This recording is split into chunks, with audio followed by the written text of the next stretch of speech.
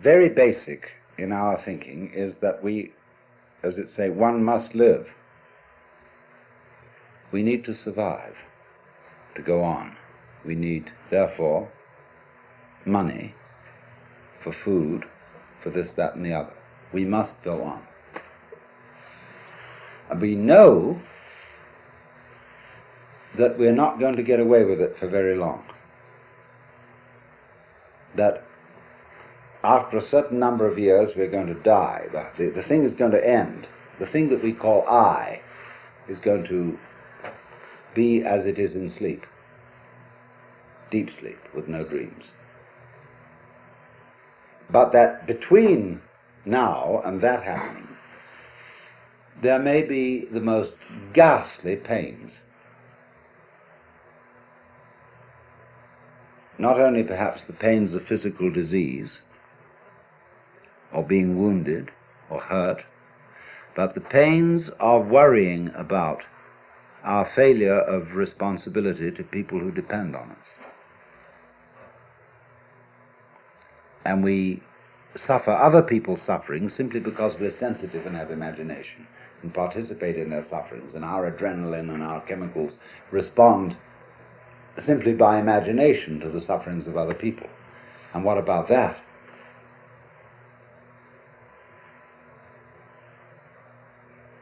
And so we can look at these problems and say, now, quite obviously, all these problems cannot be solved in a physical way. That is to say, we do not expect in our lifetime that medical skill will make us exempt from death.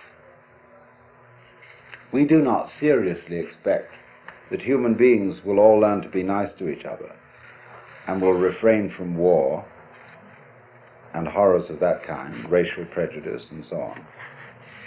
We don't seriously expect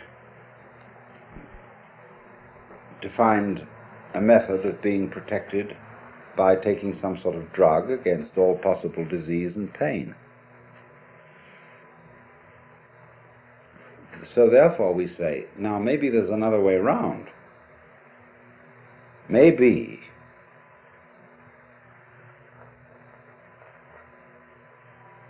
that instead of solving these problems at the technical level, we could solve them at the psychological and spiritual level by so disciplining ourselves, by so doing something with ourselves, that we wouldn't be afraid of it anymore.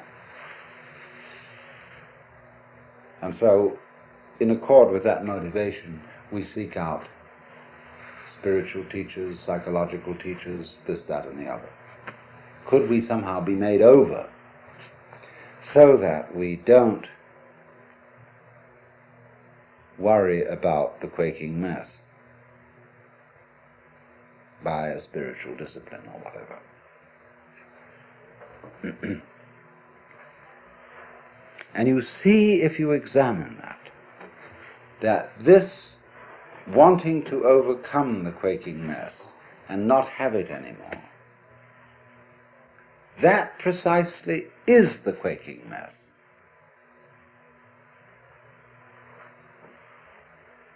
The thing that we object to about ourselves is precisely what we do about overcoming it. In other words, the activity that we employ in overcoming it is the mess that we object to. Do you see that? And it's very important to realize that. And if you do realize it, you raise the question, then what can I do?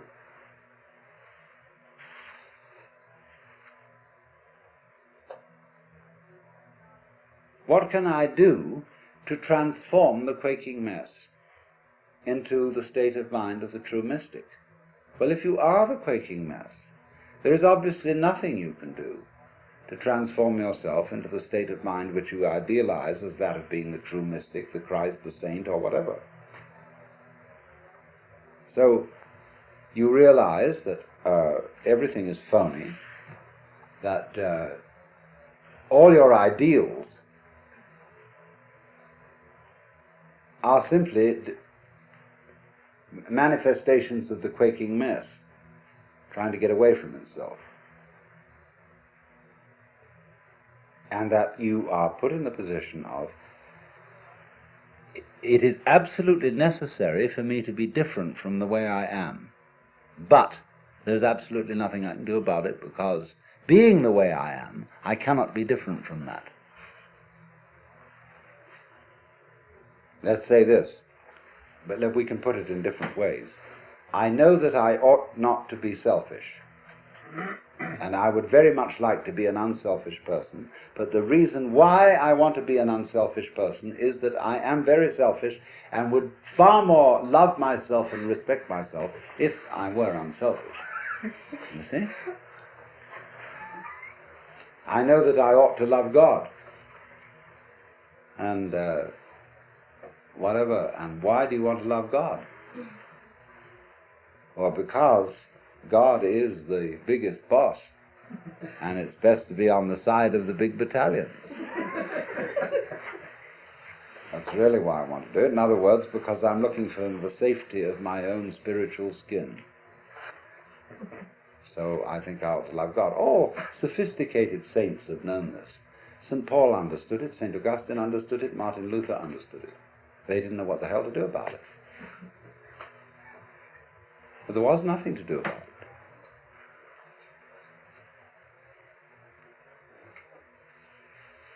And yet something has to be done. Obviously. But you realize, when you really look into yourself, there's nothing you can do. And this, therefore, is our point of departure. That we here, perhaps not, mutually realize there is nothing we can do to be anything else than what we are.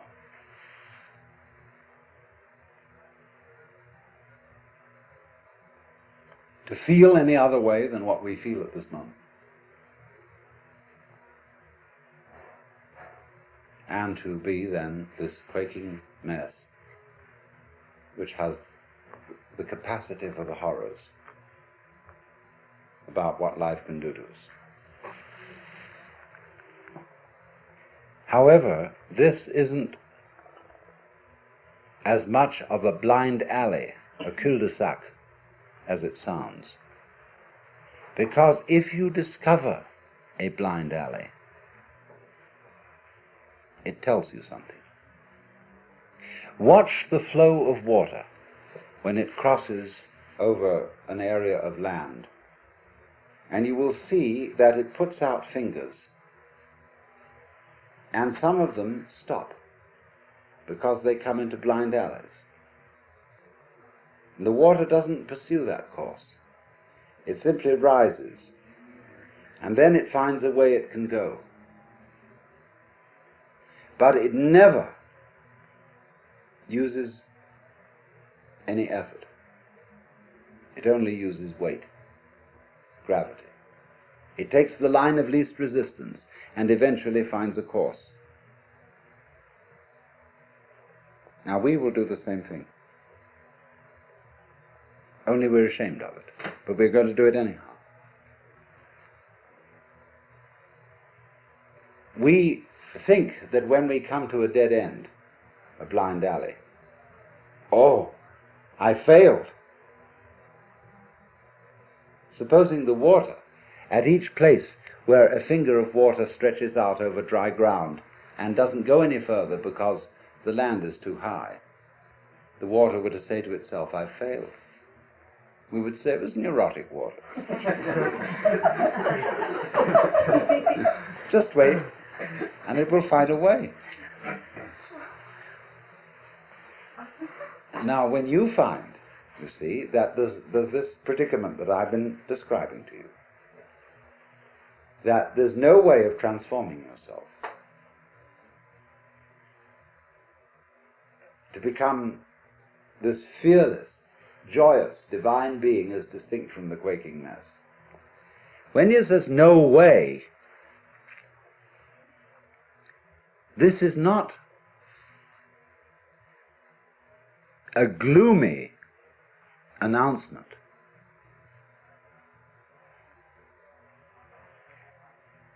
It is a very, very important communication. It's telling you something. Because like the land is telling the water, this isn't the way to go. There's another way. Try over here. So in the same way, life is telling you that's not the way to go. It's telling you, the message underlying this is you cannot transform yourself, is giving you the message that the you that you imagine to be capable of transforming yourself doesn't exist.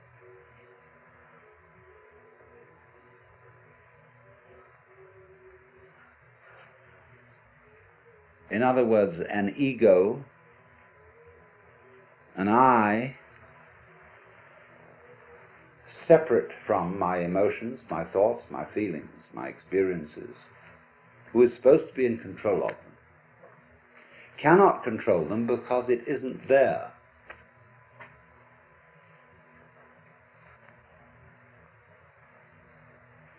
And as soon as you understand that, things will be vastly improved. Now we can go into this. What do you mean by the word I? We're going to make some experiments in this on some number of different levels, but in the ordinary way, what do you mean by the word I? I myself. Your personality, your ego. What is it? Well, first of all, obviously, it's your image of yourself.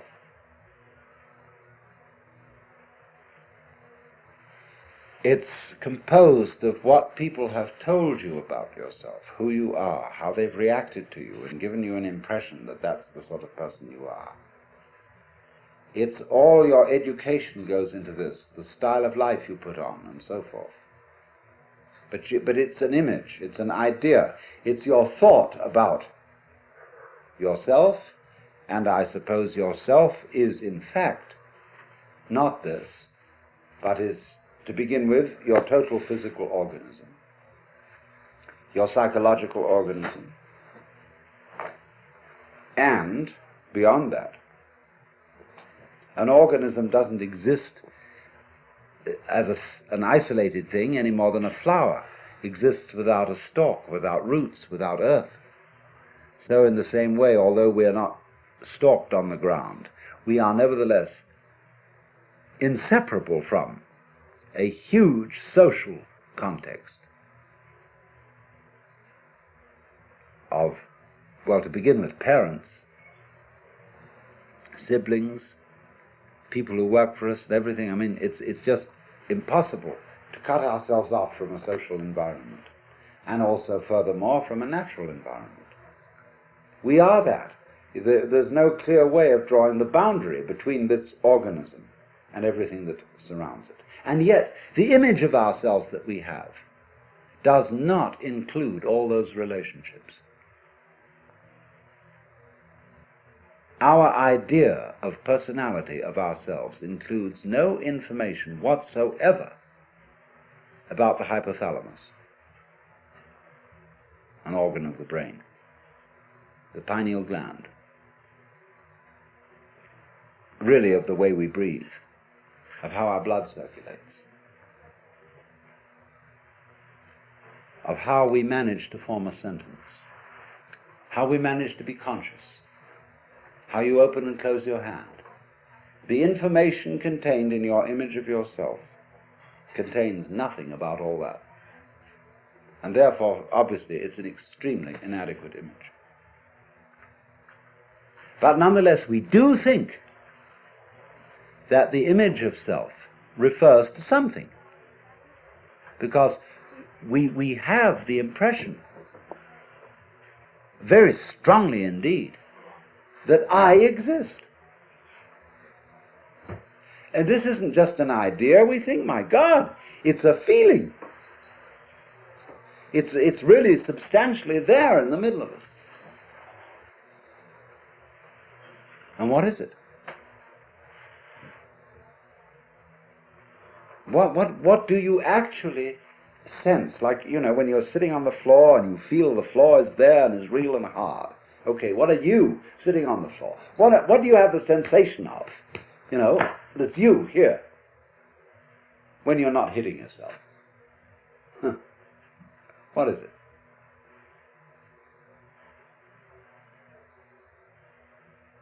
Well, in what part of your body do you feel yourself? The real I existing? We can explore this very deeply, but I'm going to give you a preliminary and superficial answer. The sensation which corresponds to the image of ourselves is a chronic muscular tension.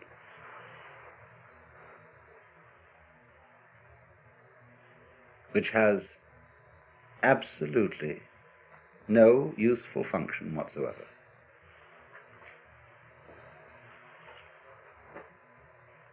It is when you try, say, to concentrate. What do you do when you try to pay attention? When I was a little boy in school, I had sitting next to me another boy who had great difficulty in reading.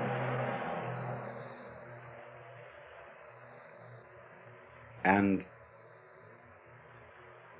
as he worked over the textbook with its perfectly piffling information, he groaned and grunted to try to read, to get out the sounds, as if he were heaving enormous weights with his muscles.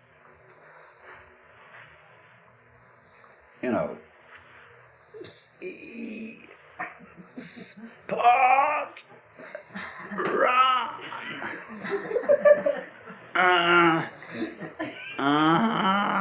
run, spot, run. It was enormous weights he was heaving. And, the teacher was vaguely impressed that he was trying. Phew! And it had absolutely, all this tying yourself up into a knot has absolutely nothing to do with the way your mind works. Because look, if you try to see hard, look very intensely, and you make tight muscles around here, and maybe you clench your jaws a bit, if anything, that will make your vision more fuzzy. Because if you want to see something clearly, you must not make an effort. You must simply trust your eyes and your nervous system to do their thing. So you just look like that. I was writing the other night and I completely forgot somebody's name. But I knew that eventually my memory would produce it. And I just sat for a while and said to my memory, "You know very well who this person is. Please give me the answer." And so, boing, there it was.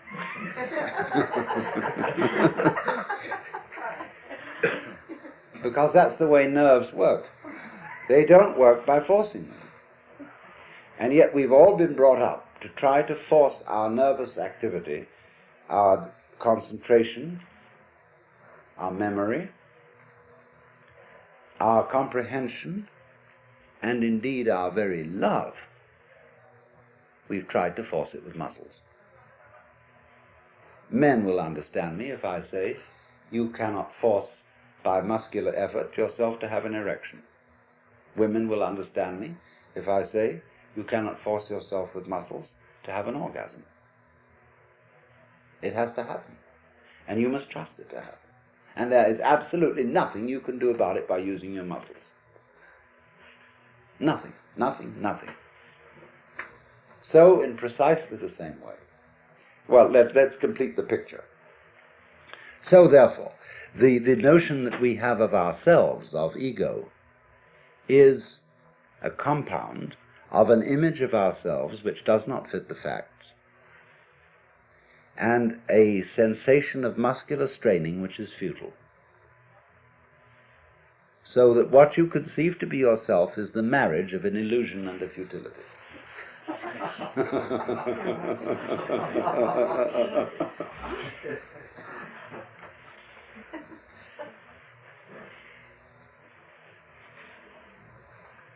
So, well, what are we, if that isn't the case? Well, obviously, if you want to take a scientific point of view, by that mythology, then your organism, about which we know very little, and the organism, as we've seen, is inseparable from its environment. And so you are the organism environment. In other words, you are no less than the universe. Each one of you is the universe expressed in the place which you feel is here and now. You're an aperture through which the universe is looking at itself, exploring itself. And we're going to go into that much more deeply. So when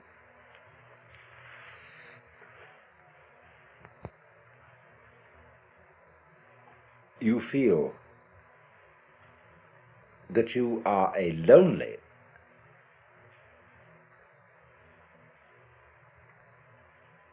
put upon, isolated, little stranger confronting all this, see, you have an illusory feeling. Because the truth is the reverse. You are the whole works that there is, that always was and always has been, always will be. Only, just as my whole body has a little nerve end here, which is exploring and which contributes to the sense of touch, you are just such a little nerve end for everything that's going on. Just as the eyes serve the whole body and help it to find its way around, so you are, as it were, serving the whole universe. You're a cell in it. And it's exploring itself. So that you as a function, you are a function of all that. And therefore, if this is so, it just doesn't fit these facts do not fit the way we feel. Because we feel it the other way around. I am a little lonely thing exploring all this universe and trying to make something out of it, get something out of it, do something with it. And I know I'm going to fail because I know I'm going to die one day. So we're all fundamentally depressed. And think up all these fantasies about what's going to happen to us when we're dead and all that kind of thing. What's going to happen to you when you're dead? What do you mean, you? If you are basically the universe, that question is irrelevant. You never were born and you never will die.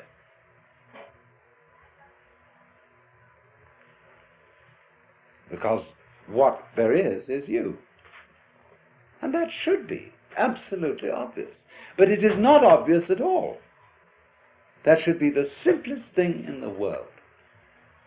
That you, the I, is what has always been going on and always will go on forever and ever. But we have been bamboozled by religionists, by politicians, by fathers and mothers, by all sorts of people to tell us, you're not it. And we believed it.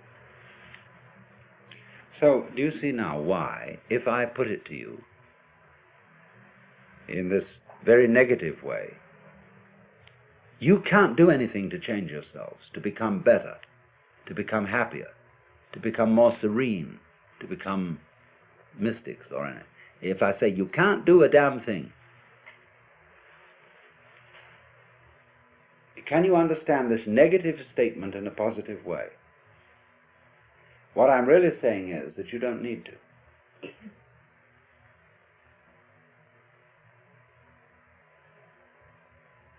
Because if you see yourselves in the correct way, you are all as much extraordinary phenomena of nature as, say, trees, clouds, the patterns in running water, the shape of fire, the arrangement of the stars, the form of a galaxy. You are all just like that.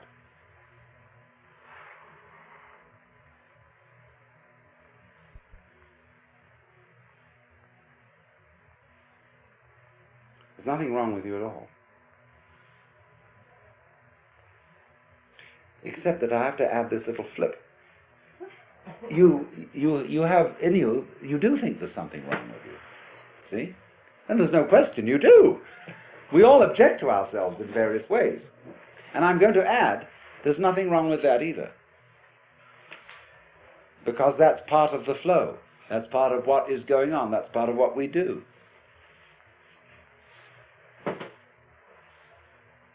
So I don't, you see, what I'm actually going to do is I'm going to deliver you from a sense of guilt.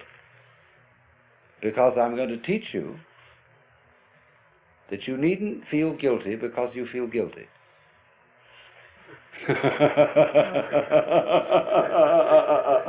Of course you feel guilty. It's like someone put a match on you and you feel hot.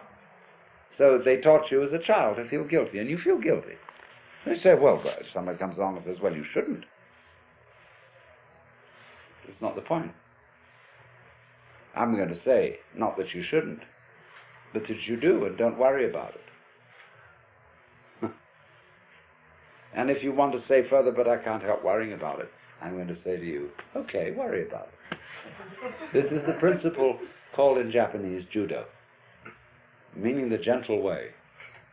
Go along with it, go along with it, go along with it.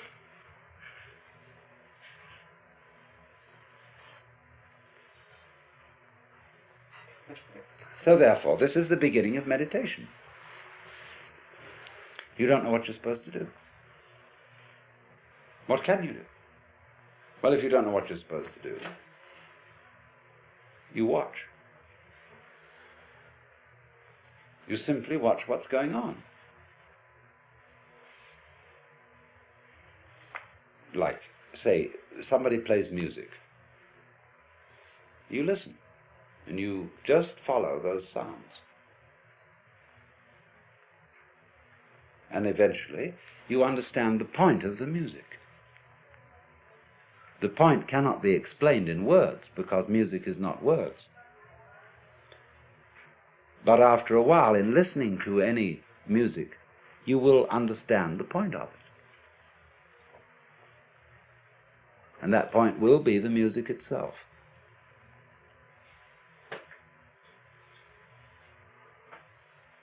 So in exactly the same way,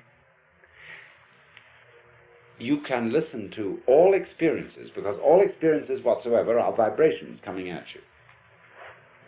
You are these vibrations, as a matter of fact.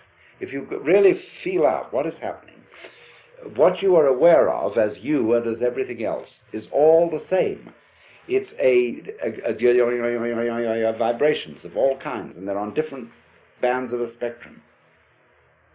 Sight vibrations, emotion vibrations, touch vibrations, sound vibrations, all these things adding together are woven.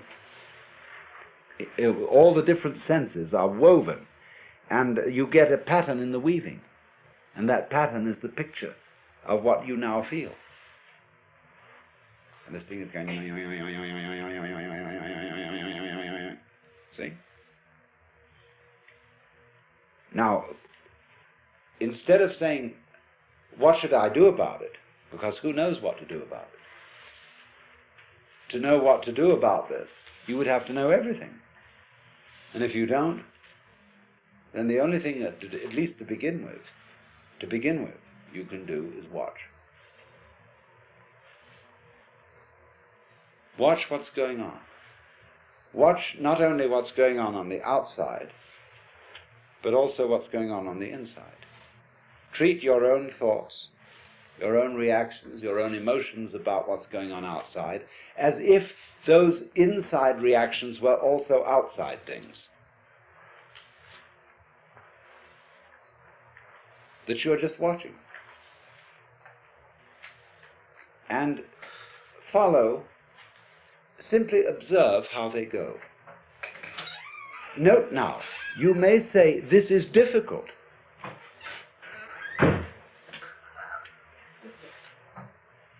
I am bored by watching what is going on. Let's say you sit quite still and you are simply observing what is happening. All the sounds outside, all the different shapes and lights in front of your eyes, all the feelings on your skin, inside your skin, belly rumbles, thoughts going on inside your head, chatter, chatter, chatter. I ought to be writing a letter to so-and-so. I should have done this, that all this bilge going on. See, you just watch it. But then you say to yourself, but this is boring. Now, watch that too. What is it? What kind of a funny feeling is it that makes you say, but this is boring? Where is it? Where do you feel it? I should be doing something else instead. What's that feeling? What part of your body is it in? Is it in here? Is it in here? Is it in the soles of your feet? Where is it? Boring. The feeling of boredom can be very interesting if you try to look it out.